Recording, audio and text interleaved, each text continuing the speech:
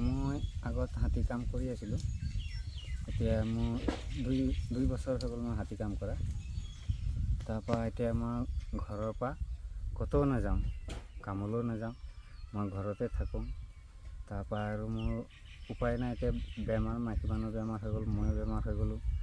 মই উপায় নাপাই পেলাই মই 1 বিঘা মাটি বেচি পেলাই যেন তেন আমি দুটা আছোঁ আৰু এতিয়া। তাৰপৰা মোৰ এতিয়া ঘৰত মোৰ ভাই এজন আছে আৰু মই আছোঁ। নহ'লে আমাৰ 6টা ককাই ভাই আছিলোঁ।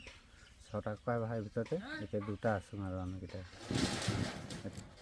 আপুনি এতিয়া যিহেতু একো কাম নকৰে হয় নাই, তেতিয়া আপোনাৰ ৰাতিপুৱা উঠি পেলাই ৰাতি হোৱাৰলৈকে কি মানে আপোনাৰ কাম চাম থাকে আৰু মই ৰাতিপুৱা শুই উঠোঁ, মই ইয়ালৈকে আহোঁ। ক'ত ইয়াত মানে এই দাদা